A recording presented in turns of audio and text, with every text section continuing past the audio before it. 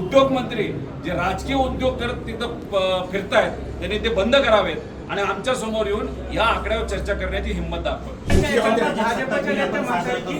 हा बजेट सत्ता स्वातंत्र्य दिन साजरा करतोय, मात्र हे होत असताना कुठेतरी उद्योग या ठिकाणी स्थलांतरित होतात। त्या 80 वर्षाच्या काळामध्ये कोण चुकलंय, कोण जबाबदार आहे? हे बघा, चाकण MIDC आदरणीय पवारसाहेब मुख्यमंत्री असताना ते आले, त्यानंतर काँग्रेस आणि विचाराचं सरकार असताना बऱ्याच कंपन्या इथं आल्या। कुठल्या कंपन्या आल्या?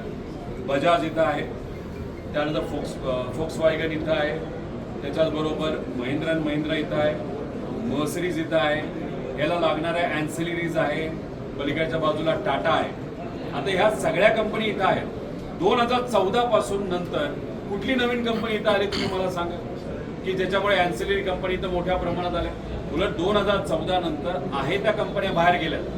38,000 कंपन्या महाराष्ट्रामध्ये दुर्दैवाने गेल्या 5 वर्षामध्ये बंद झालेल्या आहेत आणि मोठे प्रोजेक्ट जे महाराष्ट्राला येणार होते ते गेले गुजरातला, ते गेले आंध्राला, ते गेले तेलंगणाला, ते गेले त्या ठिकाणी आपल्या कर्नाटकाला। आता दुसरं काय की मी इथे येत असताना मी एक डेटा सेंटर बघितलं। बऱ्याच वेळा राज्याचे मुख्यमंत्री आजचे म्हणतात डेटा सेंटरमध्ये एवढी इन्व्हेस्टमेंट आली। डेटा सेंटर बांधायला सिव्हिल खर्च जेव्हा होतो तेव्हा लोक लागतात। डेटा सेंटर तयार झाल्यानंतर तिथं 2000 कोटी रुपये जेव्हा खर्च केले जातात त्यात फक्त 100 लोकांना नोकऱ्या मिळतात। आणि डेटा सेंटर काय करतं तर लाईट खातं आणि पाणी खातं, नोकऱ्या तर तयार करतच नाही।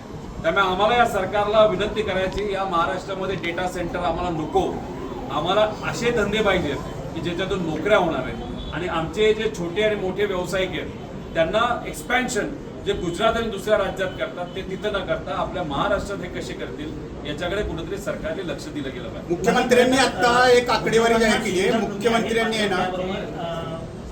मुख्यमंत्र्यांनी आकडेवारी एक जाहीर केलेली आहे आता की देशात सर्वाधिक उद्योग जे आहेत ते महाराष्ट्रात आहेत। म्हणजे ते म्हणतात की 3 जून 2026 ची आकडेवारी आहे 3,96,000 आणि टॉप 10 मध्ये जर महाराष्ट्राचं बघायला गेलं तर या देशामध्ये महाराष्ट्र सर्वाधिक पुढं आहे। आणि एकूण त्यांनी जे सांगितलंय या गेल्या काही दिवसांमध्ये वर्षामध्ये 41,500 कंपन्या या महाराष्ट्रात आल्या असं ते दावा करतायत। त्यामुळे ज्या कंपन्या बंद पडल्या त्या सुरूच झालेल्या नव्हत्या असं त्यांनी दावा केला। शरद पवारांना उत्तर देत आहेत ते मुख्यमंत्री साहेब जे सांगतायत त्याच्यामध्ये ते सांगतायत 3.5-4 लाख कंपन्या आपल्याकडे आहेत। आता 2014 नंतर किती आल्यात ते तुम्ही सांगा।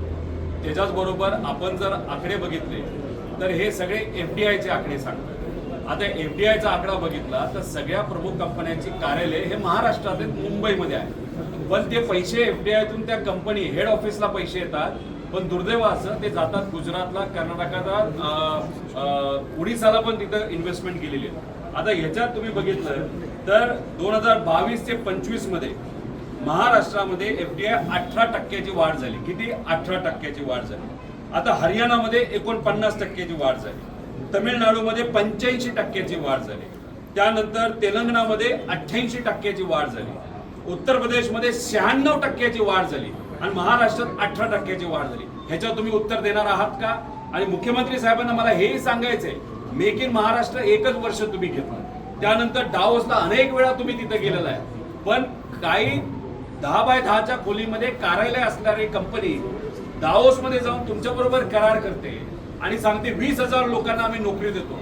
किती कंपन्यांनी करार तुमच्याबरोबर केले आणि किती कंपन्यांनी इथं धंदे सुरू केले हे तुम्ही आकडे सांगा। आम्ही तुम्हाला सांगतोय, आहे का धमाक या सरकारमध्ये आमच्याबरोबर चर्चा करायची?